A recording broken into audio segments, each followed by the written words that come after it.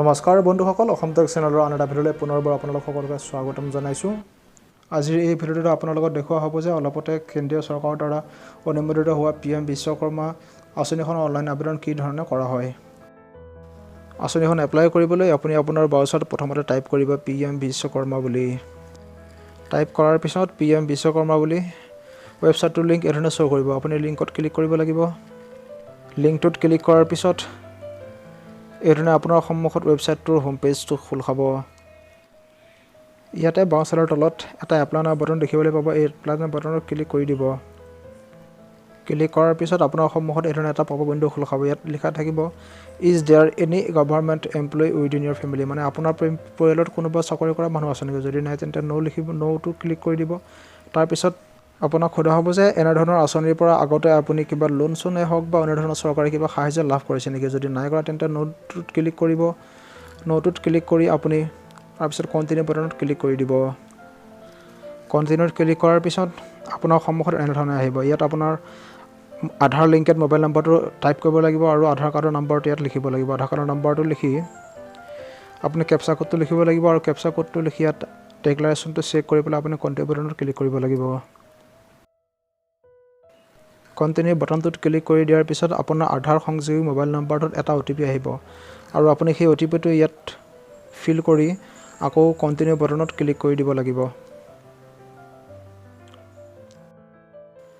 ইয়াৰ পিছত আধাৰ বায়'মেট্ৰিক ভেৰিফিকেশ্যনৰ পেজটো খোল খাব। আপুনি এই বক্সটোত চেক কৰি পেলাই বায়'মেট্ৰিক ভেৰিফিকেশ্যনৰ কাৰণে আপোনাৰ ফিংগাৰ প্ৰিণ্ট ইয়াত দিব লাগিব। ফিংগাৰ প্ৰিণ্টটো এই ধৰণে দি দিব।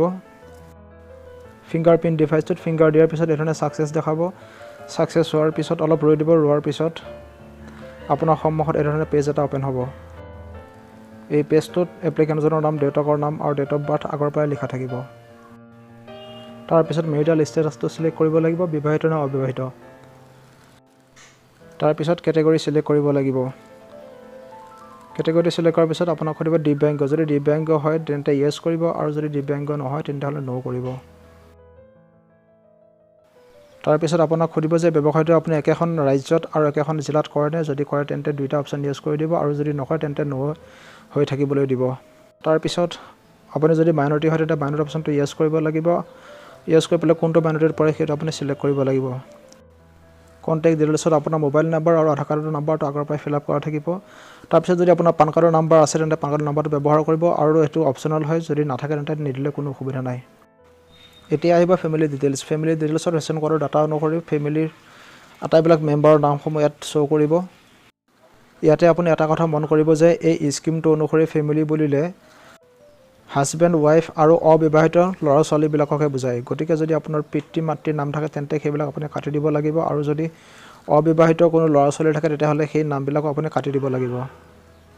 আৰু এই লিষ্টখনত যদি আপোনাৰ পৰিয়ালৰ কাৰোবাৰ নাম নাহে তেন্তে আপুনি সেইটো এড কৰিবৰ কাৰণে পাৰিব।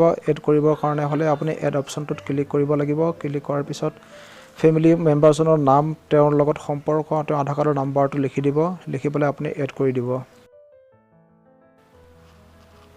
এড্ৰেছৰ ক্ষেত্ৰত যদি আপোনাৰ কাৰেণ্ট এড্ৰেছ আৰু আধাৰ কাৰ্ডৰ এড্ৰেছ ছেম হয় তেতিয়াহ'লে আপুনি ছেম এজ আধাৰ এড্ৰেছ অপশ্যনটো ক্লিক কৰিব, অন্যথা আপুনি আধাৰ অপশ্যনটো ক্লিক কৰিব লাগিব। তাৰপিছত যদি আপুনি গাঁও পঞ্চায়তৰ আণ্ডাৰত পৰে তেন্তে গাঁও পঞ্চায়তত য়েছ অপশ্যনটো য়েছ কৰিব লাগিব। ন' হ'লে আপুনি ন' অপশ্যনত ক্লিক কৰিব লাগিব। ন'ত ক্লিক কৰাৰ পিছত আপোনাৰ টাউন এলেকাটো চিলেক্ট কৰি দিব লাগিব। ইয়াৰ পিছত আহিব প্ৰফেশ্যনেল ডিটেইলছ। এই প্ৰফেশ্যনেল ডিটেইলছত আপুনি কোনটো কাম কৰে সেই কামটো বাছনি কৰিব লাগিব।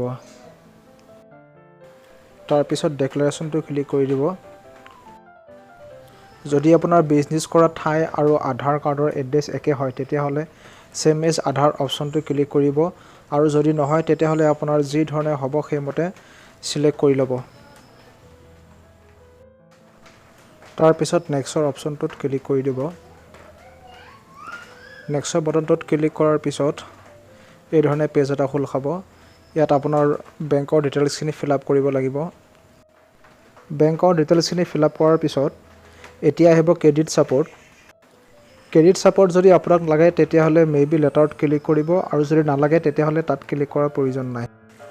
ক্ৰেডিট ছাপোৰ্ট মানে হৈছে পিছৰ পৰ্যায়ত চৰকাৰে আপোনাক 1 লাখ টকাৰ এটা সাহায্য আগবঢ়াব, যিটো 5% ইণ্টাৰেষ্টত আপুনি 18 মাহৰ ভিতৰত পৰিশোধ কৰিব লাগিব আৰু এইটো 18 মাহৰ ভিতৰত পৰিশোধ কৰাৰ পিছত ছেকেণ্ড বাৰত আপোনাক 2 লাখ টকাৰ এটা সাহায্য আগবঢ়াব যেটো আকৌ 5% ইন্টাৰেষ্টত আপুনি 30 মাহৰ ভিতৰত পৰিশোধ কৰিব লাগিব ইয়াৰ পিছৰ অপচনত সোধা হৈছে আৰ ইউ ডিজিটেলি এক্টিভ যদি আপুনি এক্টিভ হয় তেন্তে ইয়েস কৰিব লাগিব আৰু যদি নহয় তেন্তে তাক নো হিচাপে থাকিব দিব ডিজিটেলি এক্টিভ মানে হৈছে ধৰক আপুনি ফোন পে গুগল পে আদি ধৰণৰ এইবিলাক এপছ যদি ব্যৱহাৰ কৰে তেতিয়াহলে ইয়েস কৰি দিব আৰু যদি নকৰে তেতিয়াহলে নো হিচাপে থাকিব তাৰ পিছত নেক্সটৰ অপচনত ক্লিক কৰিব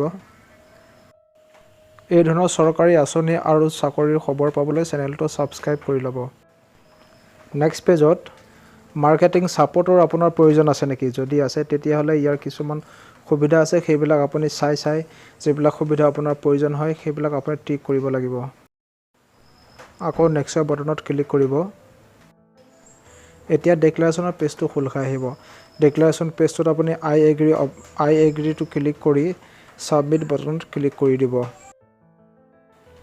সাবমিট বটনত ক্লিক কৰাৰ পিছত এই ধৰণে এপ্লিকেশন সাবমিটেড বুলি এটা মেছেজ এটা পপআপ উইন্ডো শো কৰিব অৰ্থাৎ আপোনাৰ এপ্লিকেশনখন সাবমিট হৈ গৈছে এতিয়া ডান বটনটোত ক্লিক কৰি দিব ক্লিক কৰাৰ পিছত আপুনি দেখিবলৈ পাব যে তিনটা ষ্টেপ থাকে তাৰে প্ৰথম দুটা ষ্টেপ কমপ্লিট হৈছে প্ৰথমতে আধাৰ ইকুৱেচি কমপ্লিট হৈছে আৰু সেকেন্ড বিশ্বকৰ্মা ৰেজিষ্ট্ৰেচনটো কমপ্লিট হৈছে 3 নম্বৰ অপচনটো এপ্ৰুভটো বাকি আছে আৰু এপ্ৰুভ হলেহে এই আঁচনিৰ সুবিধাসমূহ আপুনি লাভ কৰিবলৈ পাব ভিডিঅটো ইমানেই ধন্যবাদ ভিডিঅটো সম্পূৰ্ণকৈ চোৱাৰ বাবে এই ধৰণৰ চৰকাৰী আঁচনি আৰু চৰকাৰী চাকৰিৰ ভিডিঅ' পাবলৈ চেনেলটো অনুগ্ৰহ কৰি সাবস্ক্ৰাইব কৰি ল'ব আৰু যদি ভিডিঅ'টো আপুনি ভাল পাইছে তেন্তে এটা লাইক কৰি দিব ধন্যবাদ জয় আই অসম